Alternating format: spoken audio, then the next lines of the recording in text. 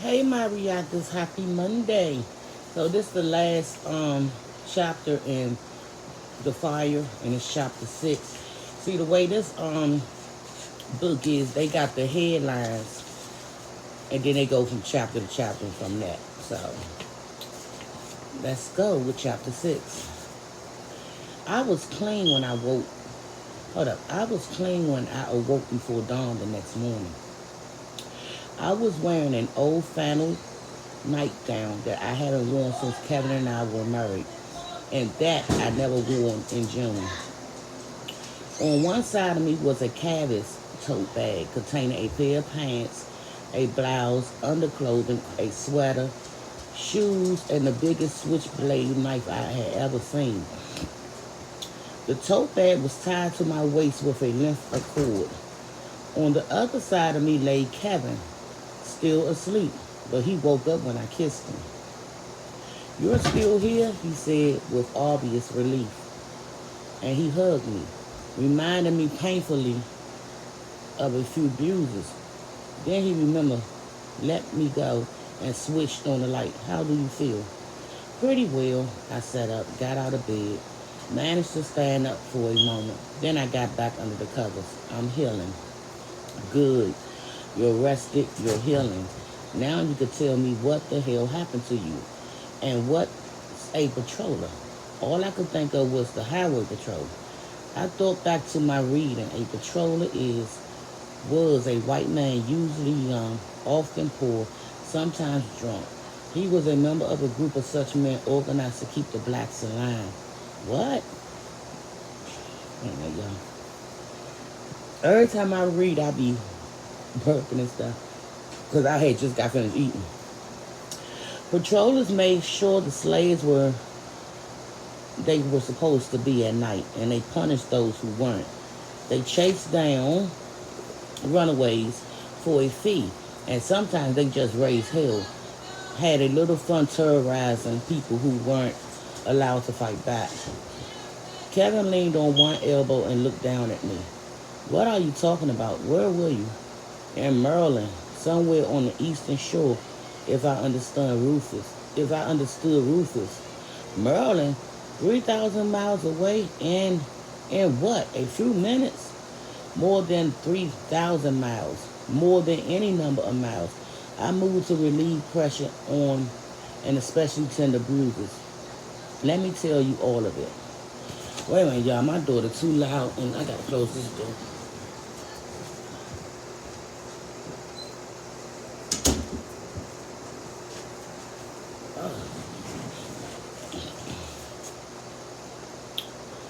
I remember it for him in I remember it for him in detail. I remember it for him in detail as I had the first time. Again, he listened without interrupting. This time, when I finished, he just shook his head. "This is getting crazier and crazier," he muttered. "Not to me." He glanced at me sidelong. "To me, it's getting more and more believable. I don't like it. I don't want to be in the middle of it. I don't understand how can it happen. But it's real. It hurts too much not to be. And my ancestors, for God's sakes. Maybe, Kevin, I can show you the old Bible. But the fact is, you had already seen the Bible. You knew about those peoples, knew their names, knew they were Marylanders, knew. What the hell is that supposed to prove? That I was hallucinating and weaving in the names of my ancestors? I'd like to give you some of this pain that I must still be hallucinating." He put his arm over my chest, resting it on unbruised flesh. After a while, he said, "Do you honestly believe you traveled back over a century in time and crossed 3,000 miles of space to see your dead ancestors?" I moved uncomfortably. "Yes," I whispered. "No matter how it sounds, no matter what you think, it happened. And you're not helping me deal with it by laughing." "I'm not laughing. They were my ancestors. Even that damn parasite, the patroller, saw the resemblance between me and Alice's mother." He said nothing. "I tell you, I wouldn't dare act as though they weren't my ancestors. I wouldn't let anything happen to them, the boy or the girl. if I could possibly prevent it. You wouldn't anyway. Kevin, take this seriously, please. I am. Anything I can do to help you, I'll do. Believe me, he signed. It's like you just said. What?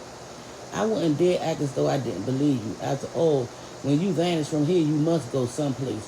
If that place is where you think it is, back to the south, then we got to find a way to protect you while you're there. I moved closer to him, relieved, content with even such grudging acceptance. He had become my anchor, suddenly my tie to my own world. He couldn't have known how much I needed him firmly on my side. I'm not sure it's possible for a lone black woman or even a black man to be protected in that place, I said. But if you have an idea, I'd be glad to hear it. He said nothing for several seconds. Then he reached over me into the cabbage bags and brought out the switchblade. This might improve your chances if you could bring yourself to use it. I've seen it. Can you use it? You mean, will I use it? That too. Yes, before last night, I might not have been sure, but now, yes. He got up, left the room for a moment, and came back with 2 wooden rulers. Show me, he said. I untied the cord of the canvas bag and got up, discovering sore muscles as I moved. I limped over to him, took out one of the rulers, looked at it, rubbed my face groggily, and in a sudden slashing motion, drew the ruler across his abandon just as he was opening his mouth to speak. That's it, I said. He frowned. Kevin, I'm not going to be in any fair fight. Let me see how long I gotta go, y'all. Okay, 2 more pages. He said nothing. You understand? I am a poor, dumb, scared nigga until I get my chance. They won't even see the knife if I had my way. Not until it's too late. He shook his head. What else don't I know about you? I shrugged and got back in bed. I've been watching the violence of this time go by on the screen long enough to have picked up a few things. Glad to hear it. It doesn't matter much. He sat down next to where I lay. What do you mean? That most of the people around Ruth is no more about real violence than the screenwriters of today will ever know. That's debatable. I just can't make myself believe I can survive in that place. Not with a knife, not even with a gun. He took a deep breath. Look, if you're drawn back there again, what can you do but try to survive? You're not going to just let them kill you. Oh, they won't kill me, not unless I'm still enough to resist the other things they'd rather do, like having sex with me, throwing me into jail just as a runaway, then selling me to the highest bidder when they see that my owner close my door. Damn it. Isn't coming to claim me. I rubbed my forehead. I almost wish I hadn't read about it. But it doesn't have to happen that way. There were free blacks. You could pose as not one of them. Free blacks had papers to prove they were free. You could have papers too. We could forge something. If we knew what to forge, I mean, a certificate of freedom is what we need. But I don't know what they look like. I read about them, but I never seen one. He got up and went to the living room. Moments later, he came back and dumped an armload of books on the bed. I brought everything we had on Black history, he said. Star hunting. There were 10 books. We checked index, even lift through some of the books page by page to be sure. It was nothing. I hadn't really thought there would be anything in these books. I hadn't read them all. But at least I glanced through them before. We'll have to go to the library then, said Kevin. We'll go today as soon as it's open. If I'm still here when it's open. He put the books on the floor and got back under the covers. Then he lay there frowning at me. What about the pass Alice father was supposed to have? A pass? That was just written permission for a slave to be somewhere other than at home at a certain time. Sounds like a look to me. It is, I said. You got it. One of the reasons it was against the law in some states to teach slaves to read and write was that they might escape by writing themselves passes. Some did escape that way. I got up, went to Kevin's office, and took a small scratch pad and a new pen from the desk and a large atlas from his bookcase.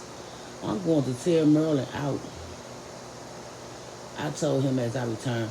Go ahead. I wish I had a road atlas for you. Atlas for you. The roads in it wouldn't exist in those days, but it might show you the easiest way through the country. This one shows main highways, shows a lot of rivers too. And in 1815, there were probably not many bridges. I looked closely at it, then got up again. What now? Asked Kevin. Encyclopedia. I want to see I want to see when the Pennsylvania Railroad built this nice long track through the Peninsula. I had to go into Delaware to pick it up, but it would take me right into Pennsylvania. Forget it. 1850 is too early for railroads. I looked anyway and found that the Pennsylvania Railroad hadn't even been begun until 1846.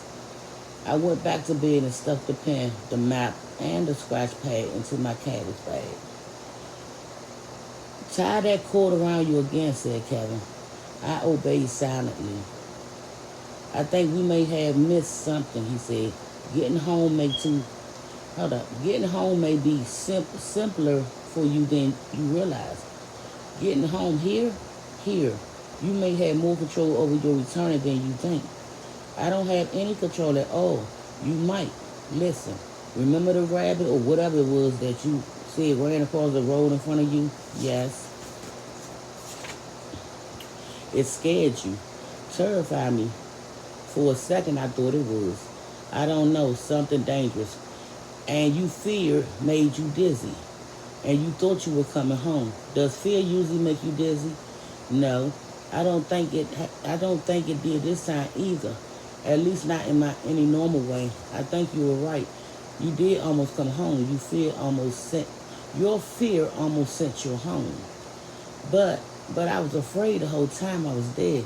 And I was scared half out of my mind while that patrol was beating me. But I didn't come home until I knocked him out, saved myself. Not too helpful, no. But look, was your fight with the patroller really over? You said you were afraid that if he found you there, passed out, he'd kill you. He would have, for revenge. I fought back. Actually hurt him. I can't believe he let me get away with that. You may be right. I am right. The point is, you believe me, you are. Kevin, wait, hear me out. You believe your life was in danger. That the patroller would kill you. And on your last trip, you believed your life was in danger when you found Rufus' father aiming a rifle at you. Yes, and even with the animal, you mistook it for something dangerous. But I saw it in time, just as a dark blur, but clearly enough to see that it was small and harmless. And I see what you're saying, that you might have been better off if your animal had been a snake. Your danger then, or assumed danger, might have sent you home before you ever met the patroller. Then Rufus' fear of death called me to him, and my own fear of death sends me home.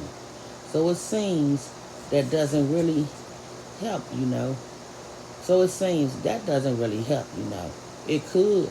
Think about it, Kevin. If the things I'm afraid of isn't really dangerous, a rabbit instead of a snake, then I stay where I am.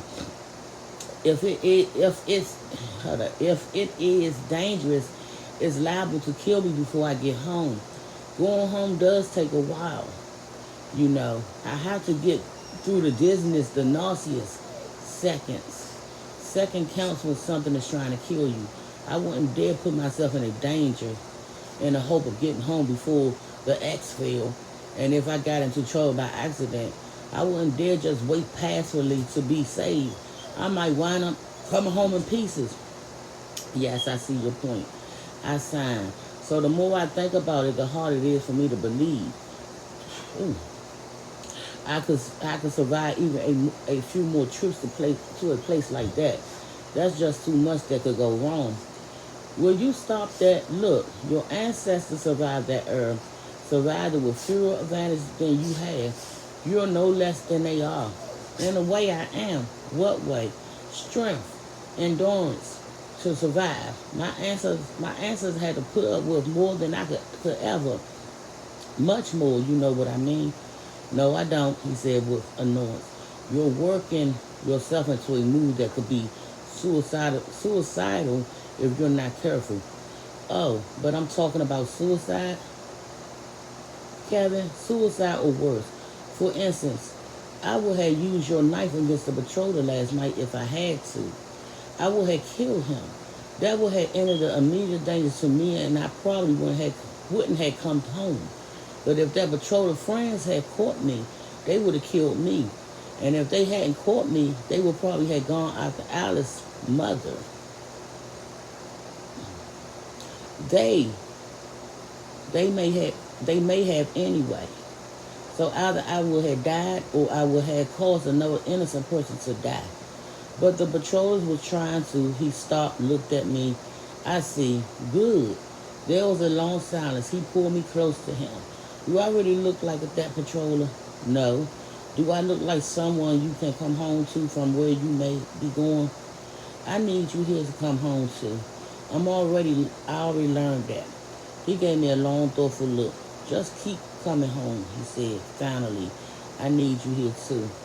So that's the end of the fire chapters. So we'll be back with this chapter is the fold. And we'll be back. Like I said, these chapters have this book got a title with different chapters, but it's still linked to it's still the same book. It just describes where she be at that time. Bye, Maria.